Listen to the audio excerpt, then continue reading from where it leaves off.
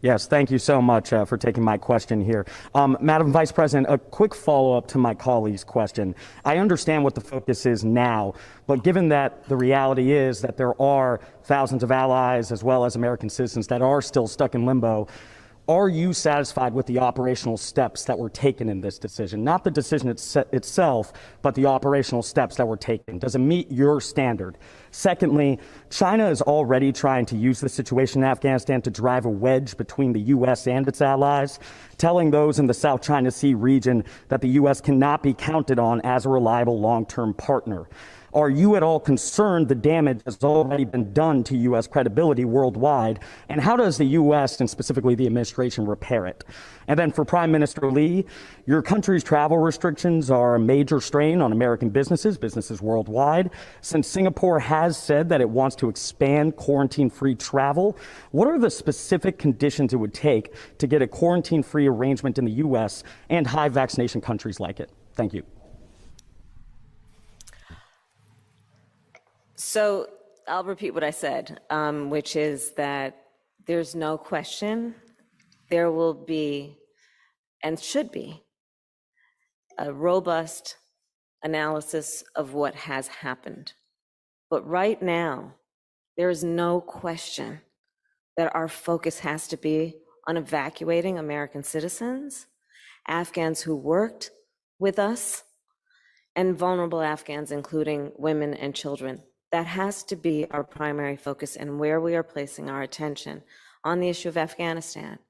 And to that end, we have seen a successful drawdown of the embassy, and thankfully, without any American casualties. We have seen thousands of people who have been evacuated from the airport in Afghanistan, where the United States military, doing very hard and difficult work, were able to contain that airport so that we could successfully evacuate the people who have been evacuated so far. So as the president has said, listen, this is a difficult mission. There's no question about that. But our focus has to be on the task at hand. As it relates to America's relationship around the world, I am standing here in Singapore because of our commitment to a long-standing relationship, which is an enduring relationship with the Indo-Pacific region, with Southeast Asian countries, and in particular, with Singapore. The agreements that the Prime Minister and I have reached today are evidence of that enduring relationship and commitment, and founded on the long-standing priorities that relate to our security interests and our economic issues, but also a commitment going forward as it relates to the challenges that we faced in the 21st century and the challenges we are going to face moving forward, such as in the inevitable, which is future pandemics, and what we will do together to research and to do what we can to stop those pandemics from wreaking the kind of havoc on the world that COVID has. A commitment moving forward to work together on the issue of cybersecurity, to work together on the issue of the climate crisis.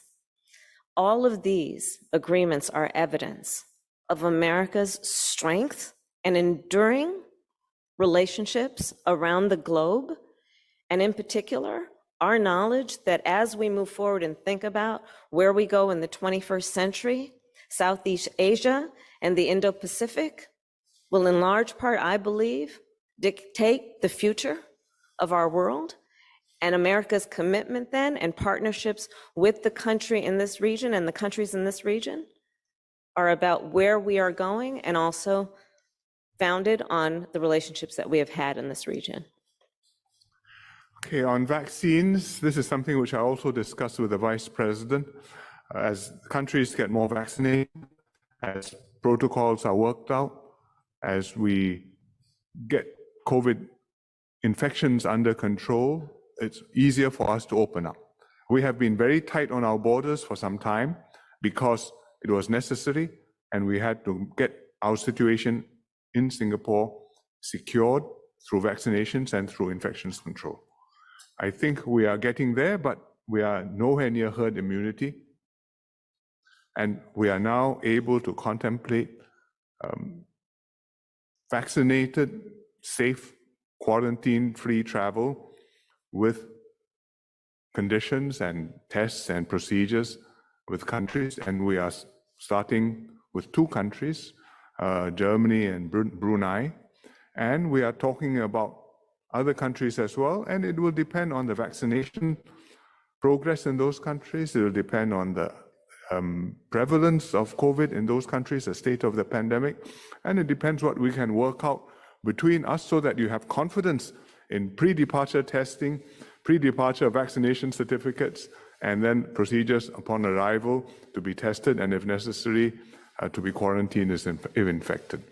It's something which we have strongly in mind because it's important for Singapore as a hub to be able to reopen and to operate safely, and for people to travel back and forth to do business and to keep ourselves connected with the world.